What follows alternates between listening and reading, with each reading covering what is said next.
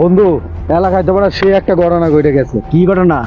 আরে বেড়া, আগের কালে আমি শুনছিলাম যে যদি কেউ ল্যাংডা হইয়া, হ্যাঁ, চাঁদনি রাতে ল্যাংডা হয়ে যায়, যদি বাসায় ছিপ কাটে, এই ছিপ দিয়ে নাকি অনেক মাছ মারা যায়। হ্যাঁ হ্যাঁ, তাহলে এটা লইয়া আবার কি ঘটনা হয়েছে? আরে এইটা নিয়েই তো ঘটনা বেড়া। ওই দিন একটা চাঁদনি রাত গেল না, হ্যাঁ ওই চাঁদনি রাত বেড়া আমি তো এই দাদার কথা শুনিয়া এই কাম করবা বাড়ায় গেছি, বুঝছ? যখন চাঁদনি রাত যেদিন, এদিন মনে করলি গভীর রাত্রে একলা একলা উঠলাম। উঠার পরে মনে করলি কাপড় চোপড় খোলার ফলে আমি তো মনে করলি যে ল্যাংডা অবস্থায় আস্তে আস্তে মনে করলি যাইলাম বাদদারের কাছে। আচ্ছা, একবার পুরা ল্যাংটা হয়েছিলে?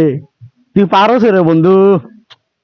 আর বেড়া পুরা ল্যাংডা মানে তুই জানোস না বেড়া, আমি যে মাছের লাগে কতটা পাগল, হ্যাঁ। মাছ মারতে আমার কতটা মাছ মারলে ল্যাংডাকে আরো কিছু হইবা পারলাম না।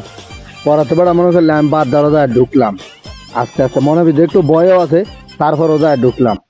ঢুককে মনে করলি অনেকক্ষণ কুদাকুদির পরে একটা মনে করলি ছিপ পাইছি, ভালো একটা ছিপ। হ্যাঁ, যখনই কোন চারাতে আমি একটা কূপ দিলাম, তখনই মনে করলি ফিসে দেখে কোন ছা চাইকে হই কেদারে বার ধারো কি হরে বাদে বাদে, তুই কি ল্যাংটা হয়ে দুধ দিছিলে নাকি? আর বেটা হুন, দৌড় তো আমি দিছি, আমি জানি হালা বুড়ি লাইট ধরবো, লাইট ধরার আগে দিছি দৌড়, এরপরও লাইট ধরছে। আমি তো ভয়ে আছিলাম হালা আমার চেহারা দেখছে কিনা, কিন্তু চেহারা দেখা নাই।